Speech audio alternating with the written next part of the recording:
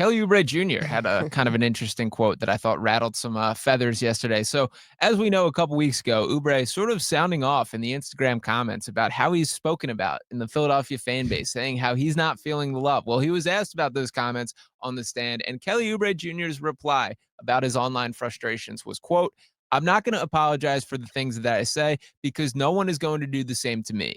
But at the end of the day, it was an accumulation or lack thereof of Xing me out of the equation. I'm here. I'm all in. I wear this jersey for a reason. It's because I want to." So therefore, it was kind of just the fan pages and people that represent the Sixers, not in this building, of course. It was just something to let you guys know that I'm still here. I'm not here to fit in. I'm here to stand out and help this team to the best I possibly can.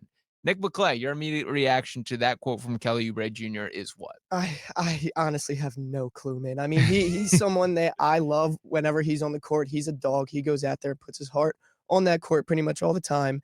And he's a guy that if you got to embrace, I feel like if he's on your roster, you got to embrace his play style.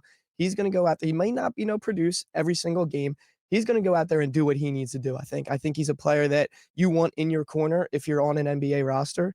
And I think the fans kind of just have to buy into that kind of play style. He's a Philly kind of guy. He's a Yeah. guy that goes out there hard-nosed player, gonna play defense and gonna rebound for you. He might not put up the scoring numbers offensively, but he has shown that he can do that.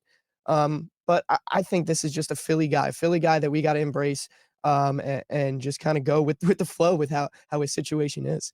Sam, your thoughts? Did we ever get confirmation about when he said he was allegedly hit by a car on a bike, and then there was no traffic footage of that? Swept right Remember under the that? rug. Remember that saga? Did we ever I feel like that just kind of went away. I do remember Whatever that happened to saga. that? We never figured out. There was no camera footage of him or no traffic footage of him getting hit by this car that he said that he was out for a little bit. Whatever. Doesn't really matter. He's an interesting dude, and I think he was frustrated in the moment because he is in a lot of trade talks, and I think Sixers fans are willing to get rid of him because it's kind of like, where does he fit in the long-term picture with this team where you're building a young core, a lot of players under 25 on this roster now, you're drafting high, and it's like, where does he fit in with the VJ Edgecombe, Maxey, McCain, Quentin Grimes? So I think there is frustration from that perspective. I also think they were legitimately shopping him. I think they were going to continue to shop him this year. I think he's going to be a trade piece up until the deadline if he's not moved. So I that's natural frustration. I could see if he's reading these comments and Sixers fans are cool with getting rid of him, why he would clap back.